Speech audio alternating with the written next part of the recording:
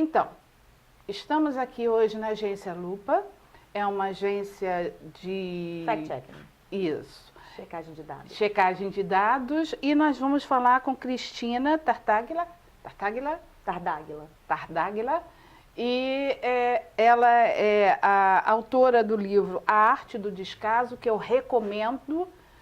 Eu acho um livro extremamente necessário para todo mundo que é da área, todo mundo que atua com preservação tem que ler. É jornalista, diretora aqui da Lupa.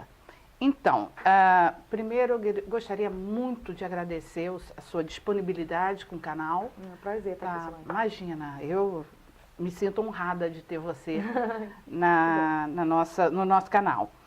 E uma coisa que eu fiquei muito curiosa, o que fez você, que não é tanto da área, né, sair atrás de uma pesquisa desse tamanho, desse porte, né? Claro. Qual foi a motivação que você teve para correr atrás do assunto?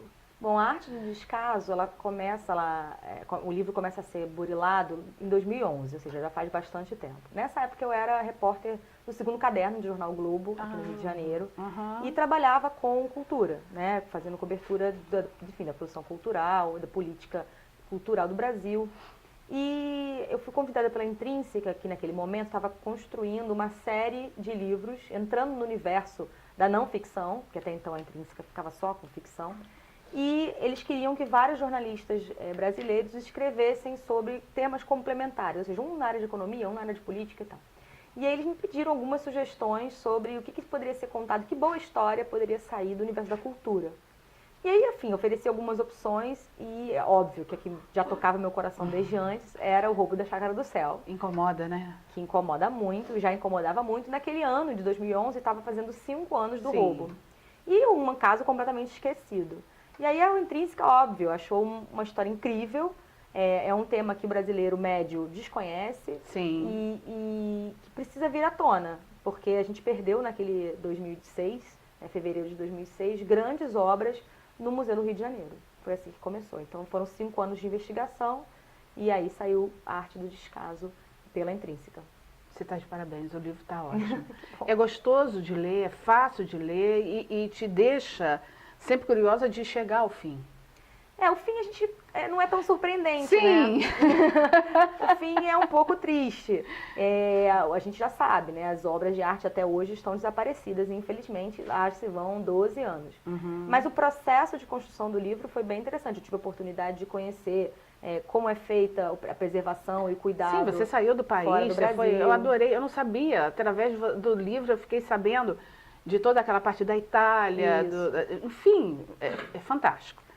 O livro é muito bom. Na verdade, a ideia por trás do livro e uma proposta da editora também era que a gente contasse uma história que mal bem é uma tristeza, mas também trouxessem algumas proposições.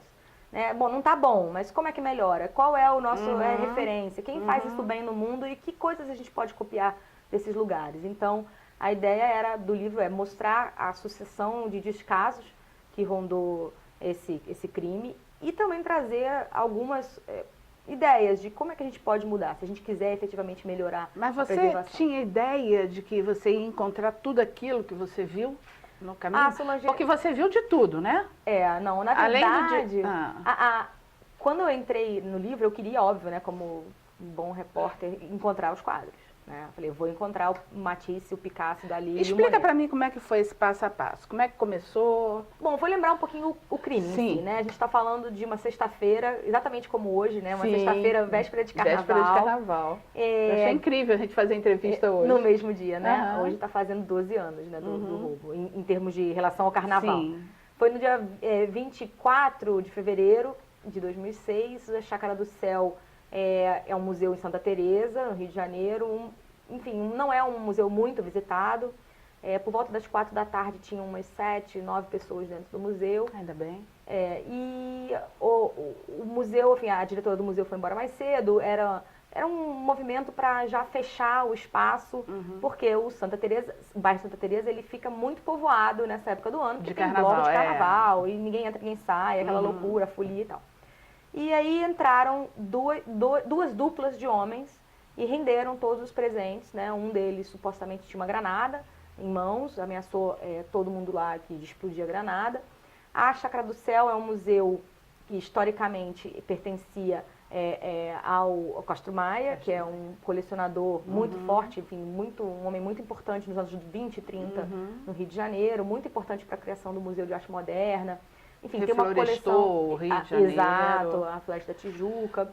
E ele deixou um acervo de mais de 20 mil peças, né? De diversas épocas, enfim, não só pinturas, mas também esculturas, enfim, prataria, na Chácara do Céu. Quando ele morreu, esse museu foi transformado numa entidade pública e passou aos cuidados do Ministério da Cultura.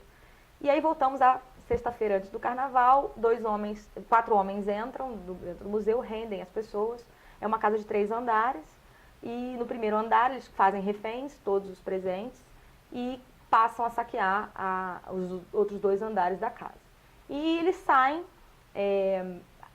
do terreno da Chácara do Céu, que é um terreno íngreme, por uma lateral, carregando algumas dessas pinturas. E aí a gente tem relatos, enfim, que não se conectam muito bem, dos vigias que foram rendidos tentando parar os criminosos. Eles pulam um muro com algumas dessas pinturas, entram numa van, uma Kombi, na verdade, uma Kombi branca, e desaparecem. Os quadros nunca mais são vistos. Essa Kombi branca, ela necessariamente tem que ter passado pelas ruas de Santa Teresa, num momento extremamente tumultuado, e o registro que a gente tem é que ela deixa, o próprio motorista da van diz isso no inquérito, ele deixa os homens que o haviam rendido, supostamente, né, no centro da cidade, no Rio de Janeiro, na Praça da Cruz Vermelha. E daí não tem mais sinal dessas pinturas, né? É um Picasso, na verdade são 2 Picassos, uma pintura e um desenho e um livro de gravuras, um Matisse, um Dalí e um Monet. Então é uma perda assim irreparável para o acervo público brasileiro, né? E até agora não temos notícias. Sim. E daí você partiu para uma busca que deixou você na Europa, inclusive, levou você até a Europa. Tá.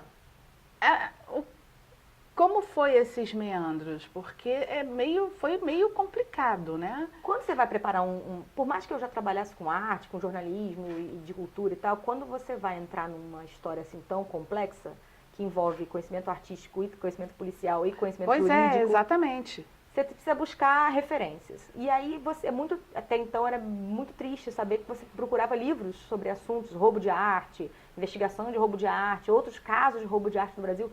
Não tem uma produção literária sobre esse assunto. E os melhores casos são os casos internacionais, né? A gente tem os casos americanos, os casos italianos, os casos ingleses, que são países que têm estruturas muito consolidadas, estruturas policiais muito consolidadas, que sofrem há muito tempo com o roubo de arte e que sabem... É o terceiro maior do mundo, né? É o tráfico maior que tem, ele está abaixo só de 2. Que é o tráfico humano e o tráfico de drogas. E armas. Na verdade drogas e armas. Em terceiro lugar cultura, né? Arte. Isso é um cálculo feito pelo FBI. Sim. Enfim, em cima do dinheiro que supostamente movimenta-se com cada um desses tipos de crime, né? E aí, voltando à tua pergunta anterior, eu fui procurar, enfim, as melhores informações de como é que deve funcionar um bom sistema de preservação de arte, como é que deve funcionar um bom esquadrão de polícia para apurar esse tipo de crime, como é que deve funcionar a justiça, o que está nos faltando.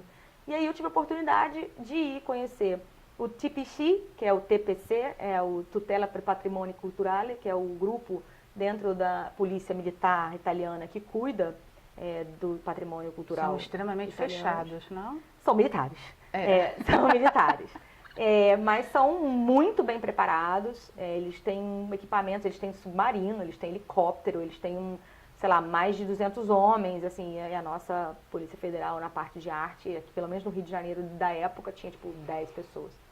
Depois conheci o pessoal da Scotland Yard, que cuida do roubo de arte, por exemplo. Eu tive a oportunidade de entrevistar o delegado, né, o inspetor que recuperou o grito do Munch.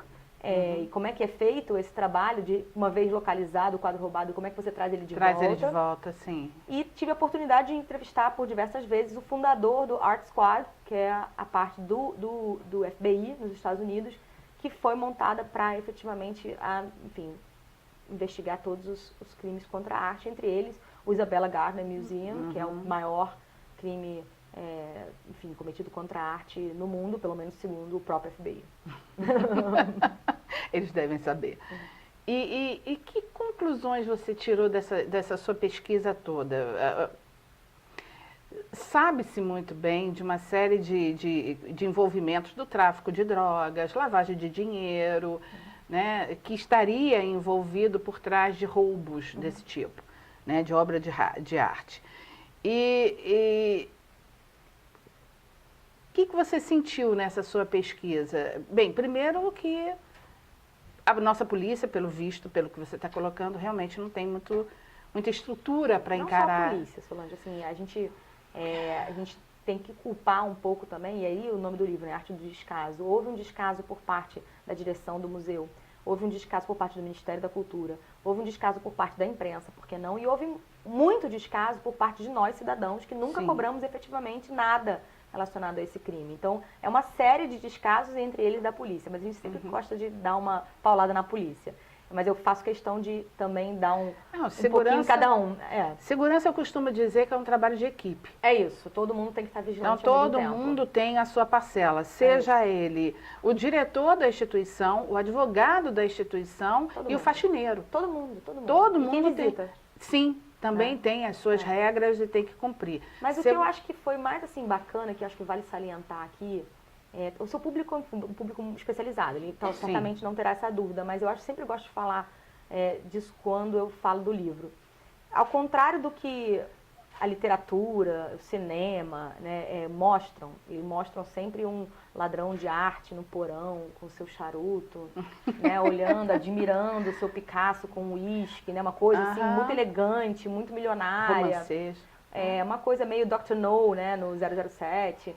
E assim, os estudos todos sobre roubo de arte apontam que esse é um perfil mínimo, né, de ladrão de arte. A gente fica sempre tentando descobrir, mas quem que rouba arte e por que rouba arte? E tem um estudo bem interessante que foi feito e publicado pela ARCA. A ARCA é uma entidade formada na Itália, que chama-se Association for Research for Crimes Against Art, ARCA. E é bem interessante, eles fazem um trabalho, enfim, eles têm vários cursos, eles são uma potência nesse universo. E a ARCA tem um estudo feito por um holandês, eu não vou saber falar o nome dele porque é muito difícil. O Google está lá, é só procurar o local. É isso. E ele faz uma análise, ele analisa 50 anos de roubo de arte, dos casos solucionados pelo FBI e pela Scotland Yard, se não me engano. E ele traça 7 perfis para o ladrão de arte, né? E o menor, com menos incidência, é justamente esse romântico, milionário, que está fumando um charuto, tomando um uísque enquanto vê o seu Picasso pendurado Esse é o mais raro. Esse é o mais raro de todos, né? O mais comum é o que você já falou, está associado a um outro tipo de crime. É o que está associado à venda de narcóticos, que está associado à venda de diamantes sujos, que está associado à venda de armas, ou seja, é um crime correlato. Correlato. Né? Depois aparece, tem um monte de tipos, né? As porcentagens vão diminuindo. Tem desde o cleptomaníaco, que rouba porque ele roubaria um quadro ou um lápis ou um pente, né? Tem o cara que por exemplo, é um drogado. É o cara que é ladrão, ladrão porque ele tem uma necessidade química ou física, né? Ele precisa roubar o Picasso para comprar heroína. Sim, aquele momento, aquela hora. Exato. Sim. Então, assim, tem uma série, são 7 perfis, estão bem traçados nesse estudo e também no livro, que desmontam aí essa lógica do Dr. No. Assim, paremos já de acreditar de uma vez por todas que quem rouba obra de arte é um colecionador milionário que gosta muito da obra de arte. Isso é um mito. E nem sempre é aquele que também conhece a obra de arte, né? Porque aquele que vai dentro do museu, muitas vezes ele indica o que quer, né? E a pessoa vai lá, pega e tira. Não necessariamente ele sabe o que está roubando. Não. Enfim, acho que aqui no Brasil, então, menos ainda, né? Pois é. Normalmente rouba-se, e o caso do Munch... Sob encomenda. O grito do Munch é um caso específico desse. Ele foi roubado porque estava do lado da janela. É Sim. mais fácil de roubar. Né? Então, não faz sentido você botar as peças mais valiosas perto da porta. E aí tem uma coisa bem interessante que vale a pena também debater. Eu acho que eu deveria ter até aprofundado o livro em relação a isso, que é a arquitetura dos museus. Por que o Louvre, por exemplo, você tem que descer uma escada rolante, depois subir outra escada, né? É difícil entrar e sair do museu. Por que será? Isso tem uma razão de ser, né? Sim, criar os barreiras. organizadores não estão fazendo isso de Sim. propósito para atrapalhar a sua vida. Isso tem uma razão Sim. de ser. E os nossos museus aqui no Rio de Janeiro não são assim, Não. não pensam nisso, né? Então, Não, é e mais não- alguma coisa que a gente devia estudar. Uma das coisas que eu costumo falar quando eu dou as oficinas é o trabalho de equipe, que a equipe por si só já é uma barreira, quando bem treinada. Porque o ladrão, quando ele vê muita facilidade, então, uma maravilha, É, né? tudo que ele precisa. Agora, quando ele não vê facilidade, ele faz como fizeram, chega com uma granada, chega com uma arma e pega. Sim. Pegar, quando eles querem pegar, eles fazem qualquer negócio, né? É muito difícil evitar o roubo de arte, né? Normalmente a gente está falando de um grupo um pouco ousado.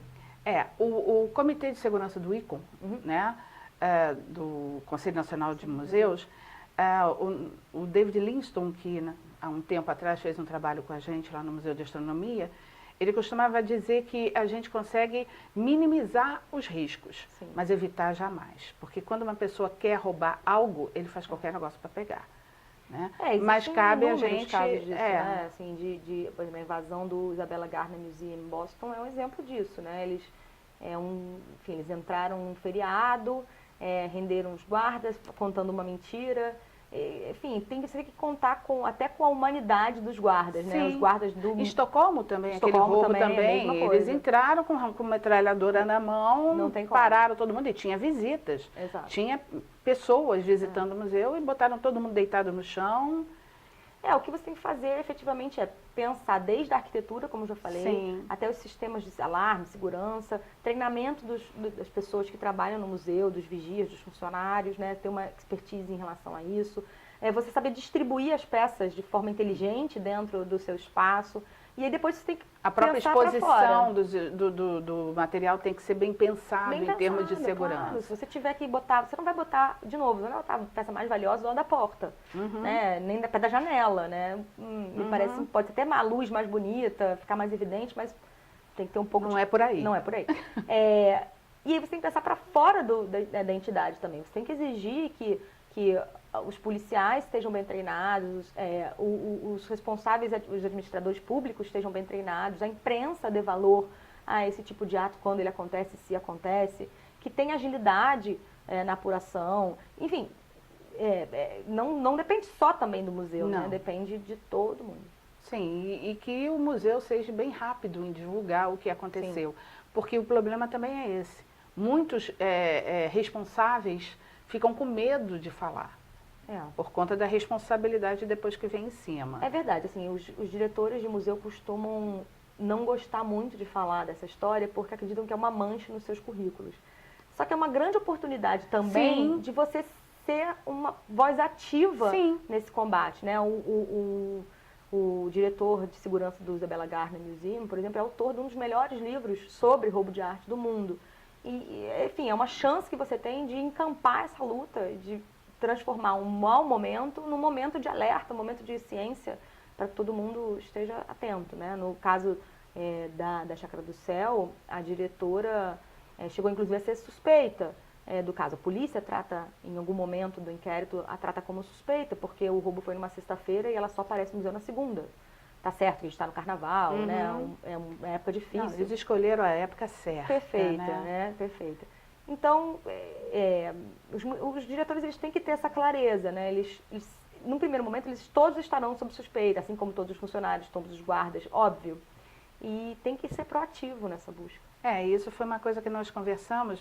Eu conversava com o pessoal da Biblioteca Nacional, que também passou por um problema desse, e foi uma comoção geral dentro da biblioteca, porque todos foram interrogados, todos foram, e eles se sentiram indignados, depois de tantos anos trabalhando para a Biblioteca Nacional, ser suspeito, eu sinto muito. Não tem como, Não tem como. Você começa com uma lista enorme e você vai diminuindo. Exato. É assim que a polícia trabalha. O que a polícia precisa fazer efetivamente é ter equipamentos e know-how. Eu acho que está faltando um pouco uma polícia treinada para isso. Porque falta muito tempo. Você não tem. É uma coisa que a gente estava conversando também no curso de segurança com eles. Não sei se a maioria, não sei como é que está hoje em dia, né? Porque eu estou aposentado do Museu de Astronomia, não estou mais à frente do curso. Mas a época em que ele foi criado, uma das coisas que a própria Polícia Federal comentava é que eles não têm um conhecimento de arte. Tem uma coisa engraçada, o museu caiu dentro da Polícia Federal, porque era um museu federal, Sim, numa delegacia que chama Delemap. sim.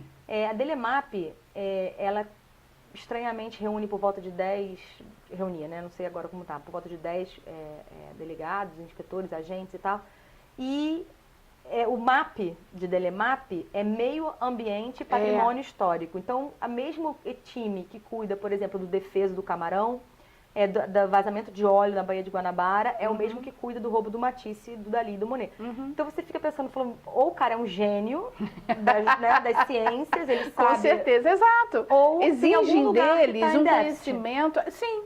Então não tem E são jeito. poucos. E como o Rio de Janeiro é uma, assim, enfim, Brasil como um todo tem essa questão ecológica, né, do meio ambiente muito forte, bem mais forte do que o patrimônio histórico. O apelo é maior, né? Você vê, não tem um momento no inquérito da Chácara do Céu em que um dos delegados, o inquérito já passou por diversos delegados, ele escreve, olha, vou ter que parar aqui a investigação momentaneamente, porque a gente está tendo uma crise da bacia de Campos, alguma coisa nessa linha que não vai ter gente.